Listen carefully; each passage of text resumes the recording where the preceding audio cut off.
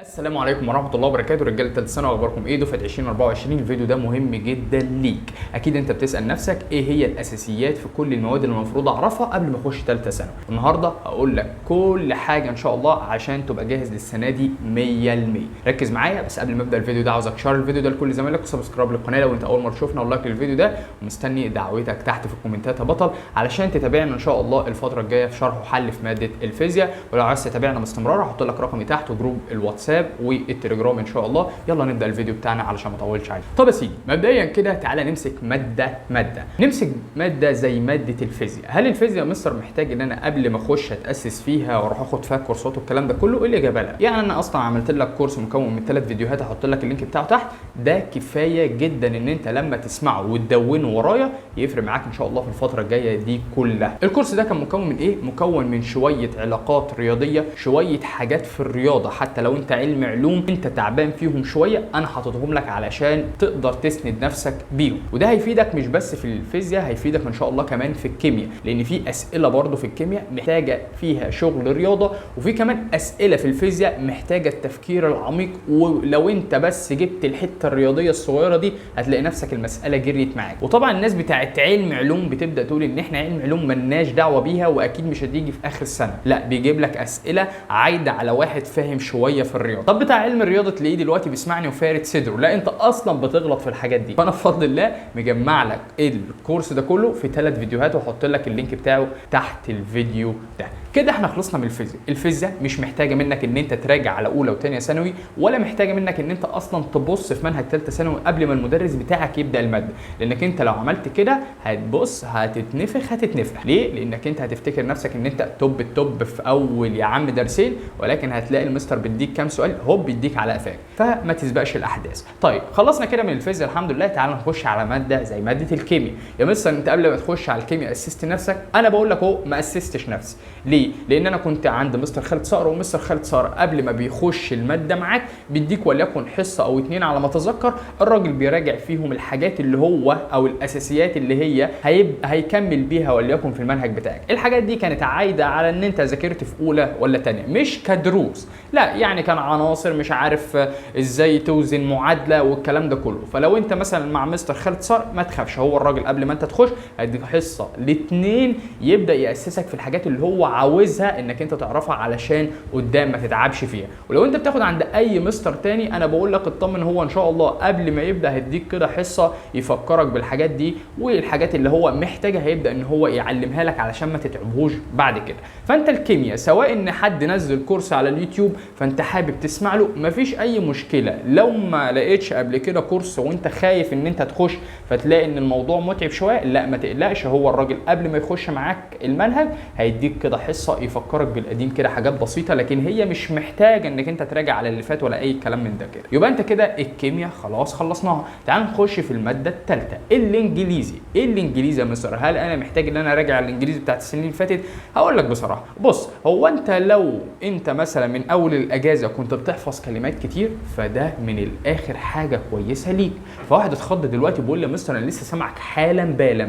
يعني ايه اللي فات ده؟ انت كنت بتعمل في ايه؟ كنت بلعب بصراحه ومقضيها مصيف يا بختك يا باشا. طيب انا المفروض اعمل ايه؟ المفروض ان انت الفتره دي حاول ان انت كل يوم تاخد من 10 ل 20 كلمه تحفظهم. طب اخد الكلمات دي من فين؟ من ثالثه ثانوي؟ لا، ما انت كده لما تخش ثالثه ثانوي هتضطر ان انت تحفظ الكلمات دي. فانا افتح دماغي اروح ارجع لورا، سواء كتاب من ثانيه ثانوي او كتاب من اولى ثانوي او الكتاب الصغير اللي كان بيجي جنب اي كتاب خارجي بيبقى فيه كلمات كتيره ده. فانا وانا داخل ثالثه ثانوي عاوز يبقى عندي مصدر كبير فيه كلمات. فلو انت من النهارده بدات تمسك وليكن في اليوم من 10 ل 20 كلمه انت وشطارتك، هلاقي واحد اول يوم واخد 50 كلمه. لا، خليك من 10 ل 20 كلمه وتيجي تاني يوم تراجع على ال 20 كلمه بتوعك وتاخد من 10 ل 20 كلمه، وهكذا لحد ما تبدا الدروس بتاعتك. كده انت معاك مصدر او عدد كبير من الكلمات يقدر يفيدك قدام في الانجليزي. اما كجرامر وهكذا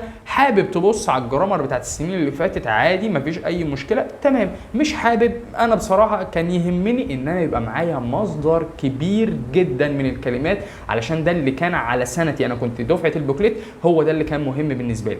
اما الجرامر انا لما جيت دخلت ثالثه ثانوي كان معانا مدرس بيبص بيحفظنا ويفهمنا جرامر، فكان الموضوع سهل معايا جدا. بس بس اهم حاجه وده اللي بصراحه هيضيف لك بشكل كبير وهيعلي مستواك ان شاء الله في ماده الانجليزي، انك انت تحفظ عدد كبير جدا من الكلمات الفتره دي، هيريحك بعد كده. وان شاء الله حتى وانت شغال في الدراسه عود نفسك انك انت توفر وليكن ساعه او نص ساعه انك انت تحفظ من 10 ل 20 كلمه بره الدرس بتاعك، بره اللي المدرس طالبه منك، بره منهج ثالثه ثانوي، وده ان شاء الله هيفيدك في اخر السنه. كده احنا خلصنا من ماده الانجليزي، هنخش على ماده زي الفرنساوي او الايطالي، ولكن انا هكلمك على الفرنساوي علشان دي كانت اللغه الثانيه بالنسبه لي. فالراجل اللي بياخد ايطالي كأن انا بتكلم عادي على الايطالي جدا، الفرنساوي وايطالي هم يعني قريبين من بعض. انا بصراحه ما اعرفش ايه ايطالي ولا الكلام ده كله، بس انا هكلمك على الفرنساوي. في الفرنساوي بصراحه انا كنت شايل المذكره بتاعت اولى وثانيه ثانوي، وانت عارف ان الفرنساوي ما فيهوش جرامر كتير قوي، بس فيه كلمات يا نهار اسود، ولا فيه حروف جر كتير جدا.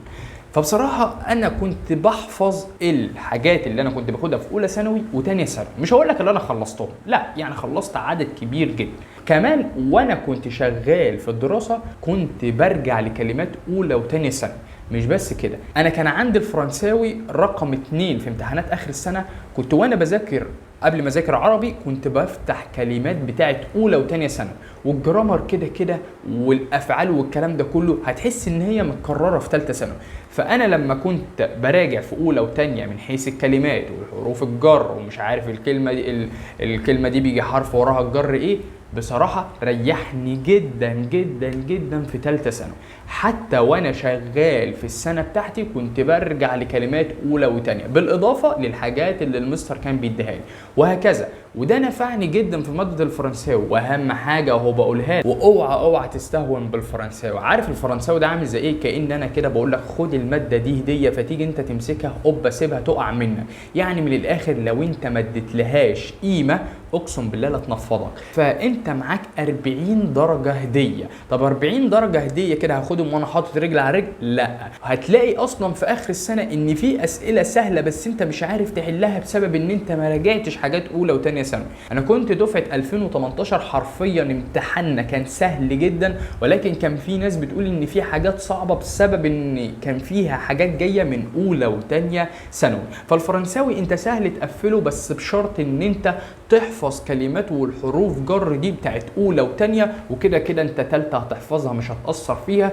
لان انت هتقول ان حاجات ثالثه دي واجبه عليا. فليه انت حاول راجع من اولى وثانيه الحاجات دي كده كل يوم، برضو خد لك كده بتاع 10 كلمات واشتغل مع المدرس بتاعك في حاجات ثالثه. والمدرس الشاطر في الفرنساوي اللي هو هتلاقيه وهو شغال في منهج ثالثه ثانوي بيجيب لك منهج اولى وثانيه ثانوي حرفيا. يعني الميسيو بتاعنا كان شغال معانا بالمبدا ده والحمد لله قفلناه على خير. كده انت الفرنساوي زي الفل. تعال نخش على ماده زي ماده الرياضيات. فواحد يقول لي يا مستر انت بصراحه عمال تهتم بعلم الرياضه الاول وراكن علوم وادبي في الاخر. واحده واحده يا عم ما تستعجلش، بس خد نفس ويلا نكمل.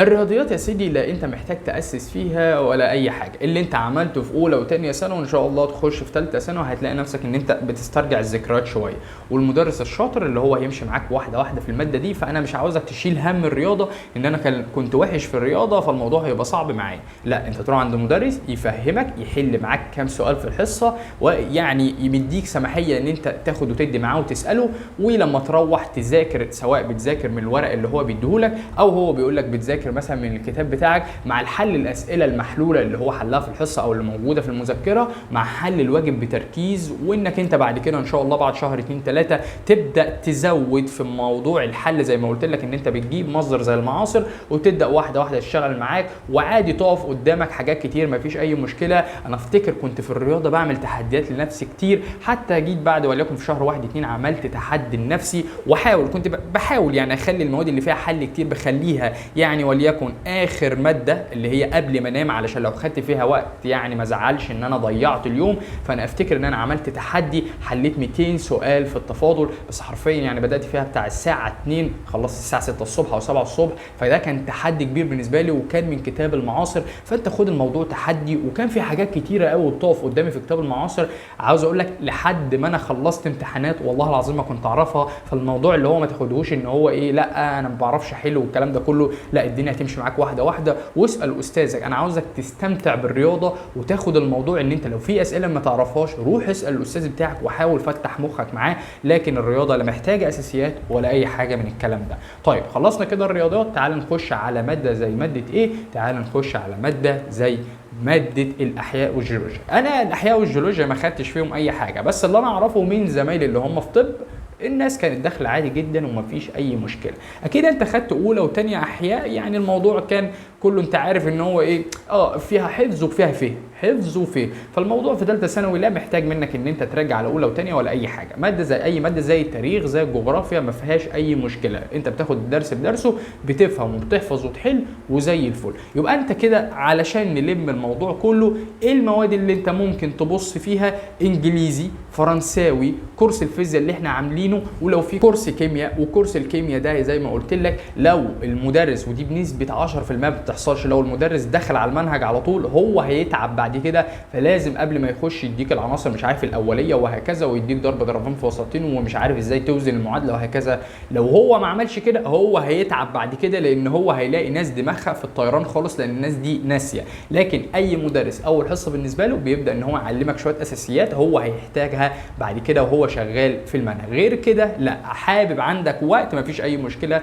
تقدر تتابع اي كورس على اليوتيوب خاص بالكيمياء يقدر يفيدك ان شاء الله. يبقى كده انا قلت لك ايه هي المواد اللي انت يعني تاسس نفسك فيها علشان تفيدك ان شاء الله، وقلت لك وباكد خلي عندك مصدر كبير كلمات في الفرنساوي والانجليزي عشان يقدر يفيدك بعد كده ان شاء الله. غير كده انت مش محتاج غير انك انت تحط الثقه جواك وانك انت تتوكل على الله، ويبقى عندك نيه ان شاء الله انا عندي فرصه ان انا احقق المراد، وما تجيش تبص على فلان الفلاني كان شاطر وما حققش حاجه. الله اعلم، ما تعرفش الخير ليه فين وما تعرفش انت حظك ايه، واكيد ربنا ان شاء الله هيكرمك لما يشوفك تعبان وبتكافح وبتدوس على نفسك. شد حيلك يا بطل. اتمنى ان انت تشير الفيديو ده لكل زمايلك وسبسكرايب للقناه لو انت اول مره تشوفنا عشان تتابع شغلنا في الفيزياء ان شاء الله الفتره الجايه، ولايك للفيديو. السلام عليكم ورحمه الله.